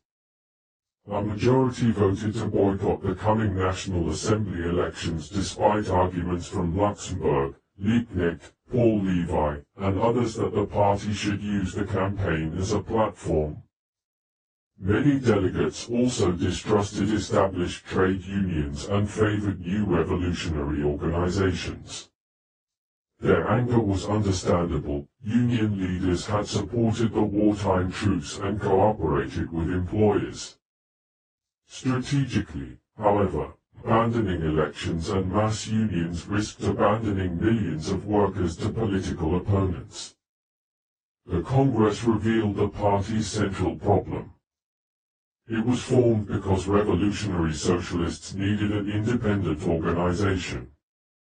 But it was created after the revolution had begun, when there was no time for the new organization to develop habits of debate, discipline, intelligence gathering, and coordinated action. It had a program but not yet a stable political culture. Liebknecht's role was ambiguous. He shared Luxembourg's concern about electoral boycott, yet his public style encouraged the expectation of immediate confrontation. He was capable of strategic caution in a Congress and strategic overreach in a crowd. The contradiction was about tempo. Analysis might say that power required majority support. A mass demonstration might feel like the majority had already arrived. The party's founding also intensified fear outside the left. The Bolsheviks had dissolved the Russian Constituent Assembly and fought civil war. German conservatives and moderate socialists interpreted Communist Party through that experience. Spartacist leaders declared solidarity with Soviet Russia. Opponents assumed they intended rapid one-party dictatorship, whether or not the weak KPD had the capacity to establish anything. In the first days of January, the government moved against Emil Eichhorn, Berlin's police president and a member of the USPD. Eichhorn had been appointed during the revolution and enjoyed support among radical workers. The government accused him of refusing lawful authority and mishandling his role during the Christmas conflict. To his supporters, his dismissal was an attack on a revolutionary gain and a rehearsal for broader repression. On the 4th of January, the government dismissed him. The USPD, revolutionary shop stewards, and KPD called a protest for the next day. Organizers expected a significant response. What appeared in the streets exceeded their expectations. Huge crowds filled central Berlin. Many demonstrators were armed. Newspaper offices, including those of the SPD paper Vorwärts, were occupied by groups acting with varying degrees of coordination. The scale created an intoxicating impression. Perhaps the government could be overthrown immediately. A movement had arrived before its leaders knew what to do with it. Dramatized reconstruction. We founded a party on New Year's Day and faced a test of power before the week was out. Organization had a name, a newspaper, and courageous members. It did not yet have the rooted confidence to distinguish a vast protest from a mandate to govern. Chapter 13. January 1919, the uprising that had no plan. On the 5th of January 1919, the scale of the Berlin demonstration stunned its organizers. Hundreds of thousands may have entered the streets across the day, though exact numbers are uncertain. The crowd opposed Eichhorn's dismissal and expressed accumulated anger over the course of the revolution. The presence of weapons and the occupation of newspaper buildings gave the protest an insurrectionary appearance. Leaders from the USPD, revolutionary shop stewards, and KPD met while crowds waited. They created a revolutionary committee of more than 50 members, chaired by George Ladebour, Paul Scholes, and Karl Liebknecht. The committee declared the Ebert government deposed and called for a new revolutionary government. The declaration was a leap over reality. The committee did not control the main military units, communications, railways, or administration. It had no agreed operational plan. Some participants expected sympathetic troops to join. Others wanted continued demonstrations and negotiation. Still others imagined immediate seizure of power. Hours passed in debate. Liebknecht supported the attempt to overthrow the government. His decision is the most serious strategic error of his life.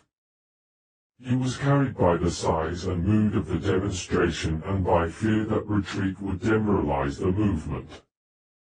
Yet a leader's task is not merely to express a crowd's energy. It is to assess forces, objectives, timing, and alternatives. The committee's language promised a power it did not possess. Luxemburg was furious at the lack of preparation and reportedly challenged the decision. She believed the moment was not ripe for a seizure of power and that the KPD was too weak. But once fighting developed, Guy Roquefort supported the struggle and condemned government repression. Her position combined strategic criticism with solidarity toward workers in motion, a combination that later allowed admirers and critics to emphasize different parts. The term Spartacist uprising obscures this mixed leadership. Spartacus did not plan the initial mass protest, and the KPD did not command most participants. The revolutionary shop stewards and USPD figures were central. Some newspaper occupations were spontaneous or initiated by groups beyond party control. Nevertheless, Liebknecht's participation and the prominence of the KPD made it possible for opponents to label the entire episode Spartacist. He cannot be absolved by correcting the name. On the 6th of January, another enormous crowd gathered. Demonstrators received no coherent direction. Some stood for hours and went home. Negotiations began between moderate USPD intermediaries and the government. The Revolutionary Committee oscillated. Armed groups held buildings without a strategy for using or leaving them. The moment that had seemed decisive became paralysis. The government prepared force. Gustav Noske, the SPD politician responsible for military affairs, accepted the role of organizing loyal troops and volunteer formations. His often quoted remark that someone had to be the bloodhound captured the hard posture he embraced. Government leaders believed armed rebellion threatened the Republic days before national elections.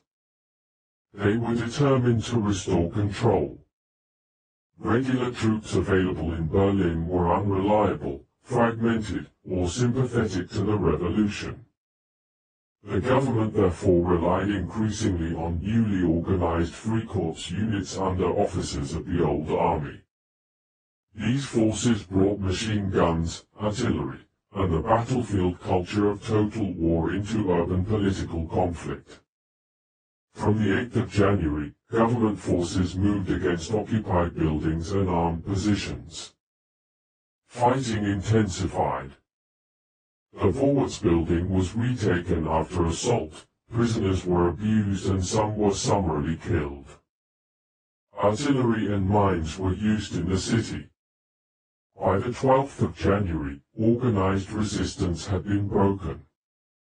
The death toll is uncertain, but the suppression killed far more insurgents and civilians than government troops. The political consequences reached beyond a week. The SPD presented the victory as defense of democratic order. The revolutionary left experienced it as a workers' government using reactionary officers to crush workers. Each side built a memory that excluded the other's fear. The Republic did face armed challenge. The government also empowered formations that despised democratic socialism and normalized extrajudicial violence. Liebknecht's error did not justify his murder. These judgments must remain separate. A politician may make a reckless decision, even participate in an attempted overthrow, and still retain the right to lawful arrest, public charge, defense, and trial. The men who later killed him did not carry out justice. They eliminated a prisoner. After the fighting, Liebknecht and Luxemburg went into hiding.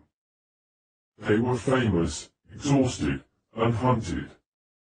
Anti-Bolshevik propaganda had circulated calls to find or kill them. Remaining in Berlin kept them near the movement but placed them inside a shrinking circle of unsafe addresses. On the 15th of January, Die Rote Fahne published Liebknecht's final article, Despite Everything. He admitted defeat in the January struggle. The workers had been abandoned by forces on which they counted, leadership had been indecisive and weak. Yet he insisted that defeat would teach the movement and that its cause would survive. It was the voice of a man turning catastrophe into resolve. It was also a final example of his faith that history would redeem failed action. That faith gave courage. It could also protect strategy from the full weight of consequences. Dramatized reconstruction. A demonstration is not an army, anger is not administration, and a declaration is not control. In January I allowed urgency to erase those distinctions. The government's answer was brutal. My misjudgment and that brutality are both true, neither cancels the other. Chapter 14. The Eden Hotel and the Tiergarten. On the evening of the 15th of January, members of a Wilmersdorf citizens' militia discovered Karl Liebknecht and Rosa Luxemburg in the apartment of the Marcus Sun family. Wilhelm Pieck, another communist activist, was also detained. The captives were not taken through an ordinary civilian process. They were delivered to the Eden Hotel, headquarters of the Guard Cavalry Rifle Division.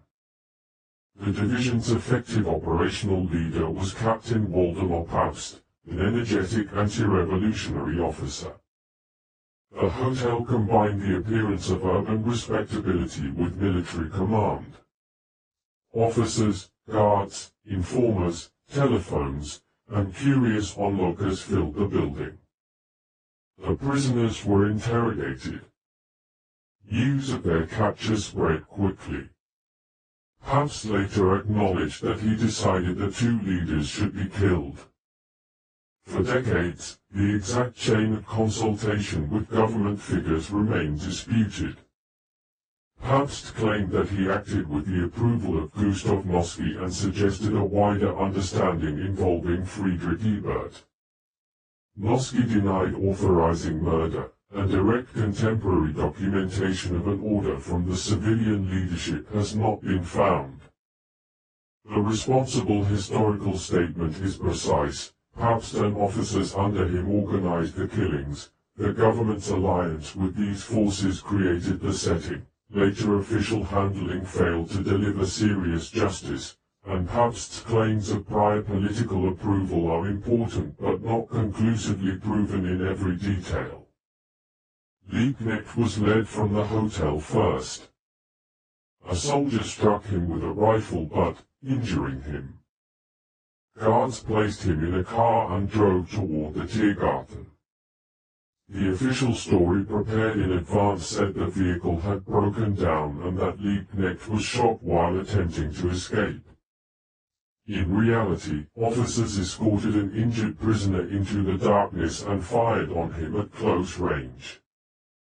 They delivered his body to a morgue as that of an unidentified man.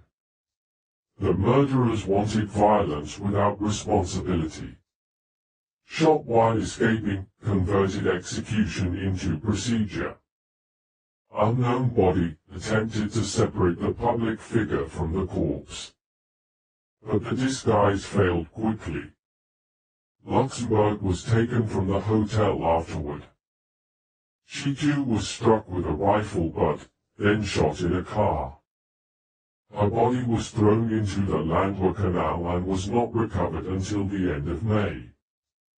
Peake survived and escaped or was released under circumstances that remain debated. The killings were not spontaneous acts by an angry crowd, though the first official accounts suggested mob violence in Luxemburg's case.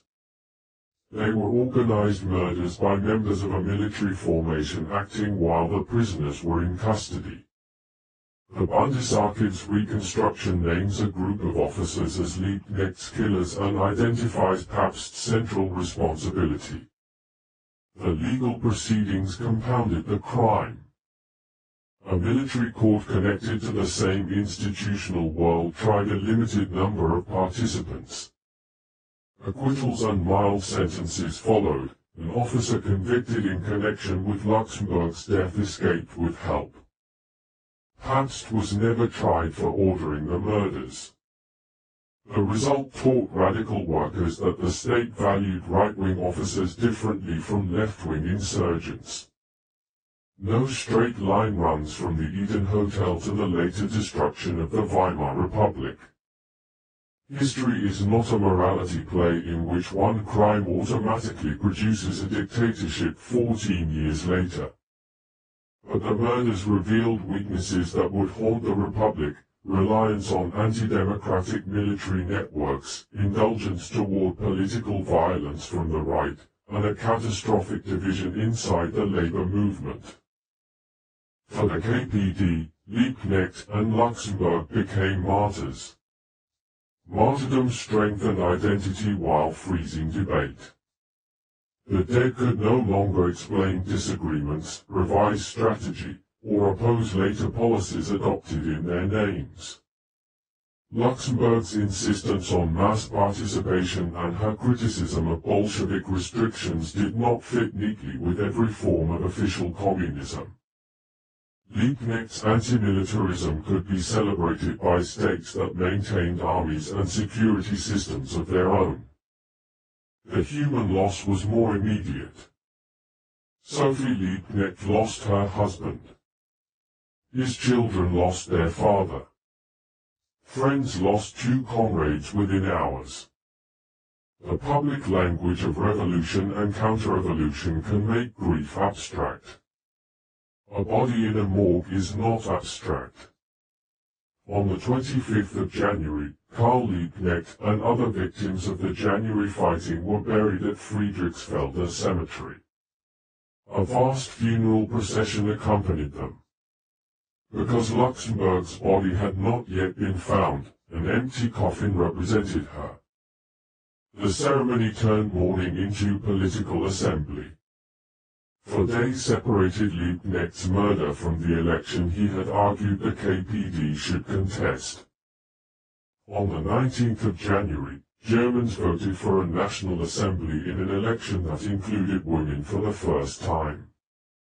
The KPD's boycott left its supporters without a KPD choice on the ballot.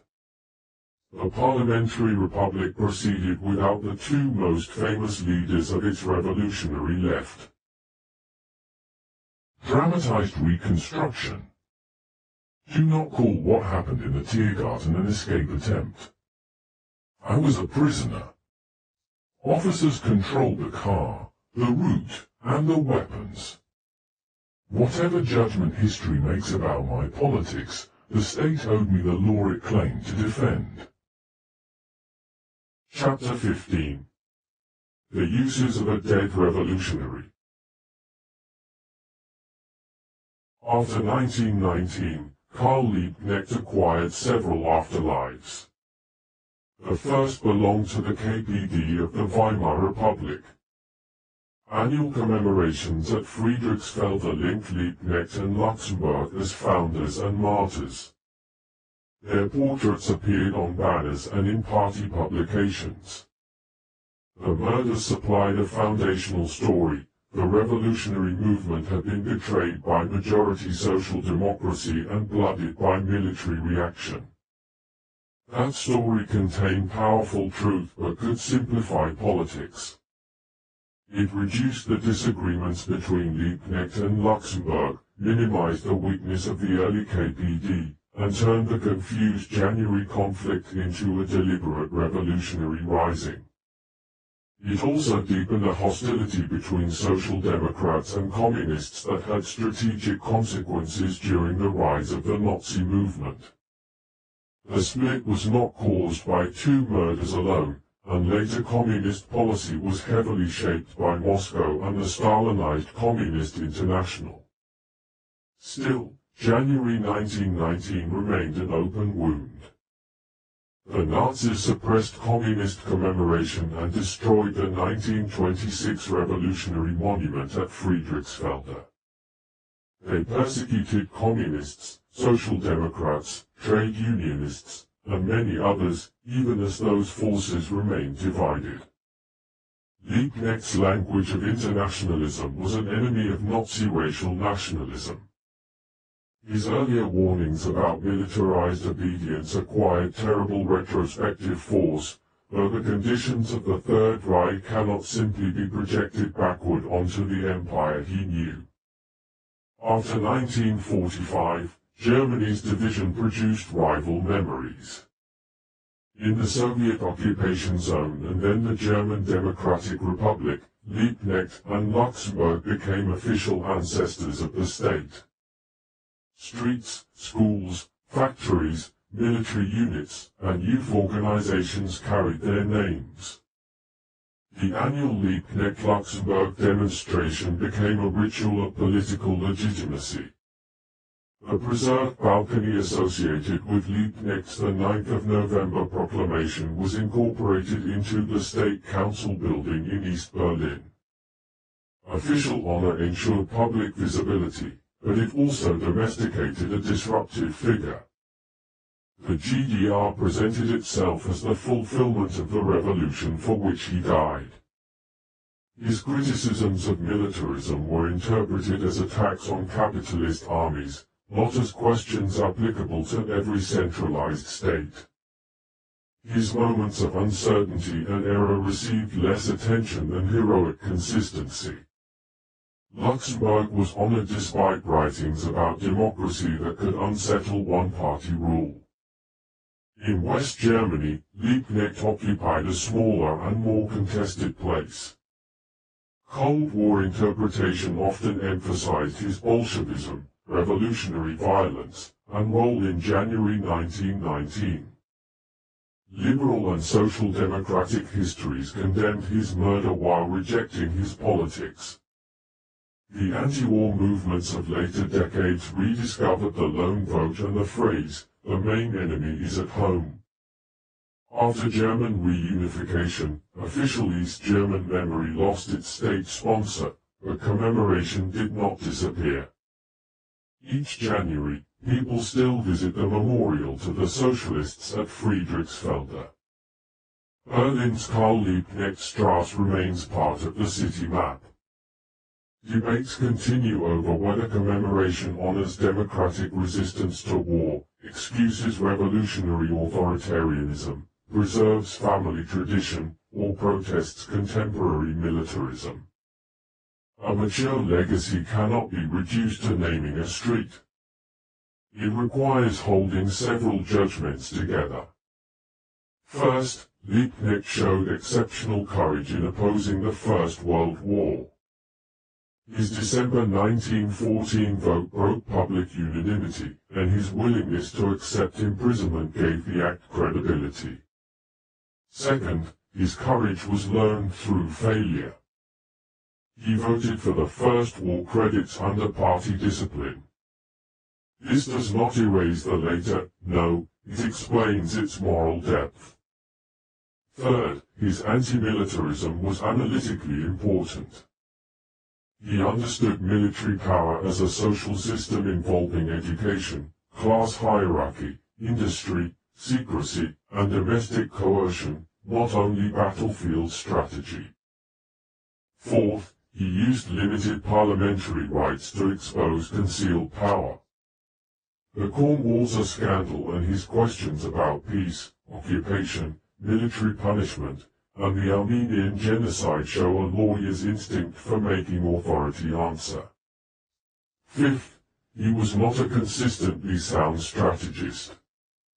He overestimated the revolutionary readiness of crowds, helped declare a government overthrown without the means to replace it, and joined a January leadership incapable of directing the action it encouraged. Sixth, he remained committed to a form of revolutionary socialism that expected a break with capitalist state power and looked increasingly to Bolshevik Russia. Anyone who celebrates only the anti-war deputy and ignores the revolutionary does not describe the whole man. Seventh, none of those political errors diminish the criminal character of his murder. Pabst's officers killed a captive and helped disguise the act. The failure to punish them seriously damaged the moral authority of the new order. Finally, Liebknecht was an agitator more than a system builder. His legacy lives in moments, a trial, a leaflet, a question, a raised hand, a balcony, a disastrous committee meeting, a final article, a winter car ride. Moments are memorable because they compress choices. They are dangerous because they can hide everything around them. Dramatized reconstruction. If you remember only my courage, you will learn nothing from my errors. If you remember only my errors, you will make courage appear foolish. Judge the choices in their sequence: conformity, refusal, resistance, impatience, defeat, and a murder that no political argument can excuse. Epilogue. What the 13th of August asks US to remember. A birthday commemoration is an invitation to recover a life before death fixed its meaning. Karl Liebknecht was born on the 13th of August 1871, not as a Bronze Revolutionary, but as a child inside a family already shaped by exile, organization, and state pressure. He grew into a lawyer who believed institutions could be used against their own evasions. He learned to analyze the army as a school of class power. He exposed a weapons firm's access to military secrets. He failed a test in August 1914, then refused the easier comfort of pretending the failure had not occurred. The vote of the 2nd of December remains his clearest gift to political memory. It asks what representatives owe conscience when party unity demands consent. It also asks what conscience owes organization. A solitary gesture may preserve moral truth, but change requires other people. Liebknecht's life moved between those facts and never fully reconciled them. The main enemy is at home remains a demanding phrase. Used lazily, it can become a slogan that ignores aggression by foreign powers. Used responsibly, it is a principle of political accountability. Citizens must scrutinize the violence, secrecy, profit, and propaganda of their own state, especially when fear makes scrutiny unpopular. Internationalism is not indifference to invasion or dictatorship. It is refusal to treat one's own government as innocent by definition. His question about the Armenians adds another responsibility. Alliances do not cancel facts. Strategic interest does not make mass atrocity unknowable. Governments often possess information before publics possess permission to discuss it. A representative's duty is not only to echo what a chamber will tolerate, but to force suppressed knowledge into the record. The final months offer a different lesson. Being right about the danger of counter-revolution did not make Liebknecht right about the balance of forces in January 1919. Moral urgency does not supply strategy. Crowds require organization, organization requires democratic intelligence, and democratic intelligence includes the ability to hear a majority say no. A revolutionary politics that speaks in the name of workers must not convert workers into scenery for a decision made by an excited minority.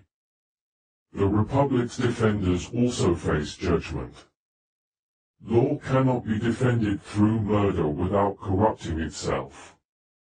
A democratic government that relies on enemies of democracy may survive an immediate crisis and deepen a longer one. The officers at the Eden Hotel did not save legality. They demonstrated how quickly military command could place itself above it. Liebknecht's life therefore resists ownership. Pacifists cannot claim him without confronting his belief in revolutionary force. Communists cannot claim him without confronting his errors and the later state uses of his image. Social Democrats cannot condemn his adventurism without confronting the alliance with military formations and the impunity surrounding his death. Liberal Democrats cannot admire his parliamentary courage while forgetting how the imperial constitution restricted real parliamentary power. What remains is not a command to imitate him. It is a set of questions. When does discipline become complicity? How does a movement correct a vote it cannot undo?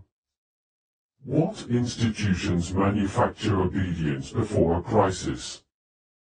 How can opposition remain internationalist when nations mobilize fear? What does a party owe the majority it hopes to persuade? And what does a state owe its most dangerous opponent once that opponent is in custody? Dramatized reconstruction. I cannot answer for your time. I can leave you the record of mine. On one day I followed the line of my party against my judgment. On another I stood alone. Later, surrounded by a crowd, I mistook momentum for power. History does not offer purity. It offers decisions, consequences, and the duty to look at both. Karl Liebknecht's birthday falls in summer. His political memory ends in winter. Between the two is a life that should be neither sanctified nor dismissed, a life of disciplined work and impulsive action, rare courage and costly misjudgment, democratic exposure and revolutionary impatience. On the 13th of August, remember the man who said no. Remember first that he had once said yes.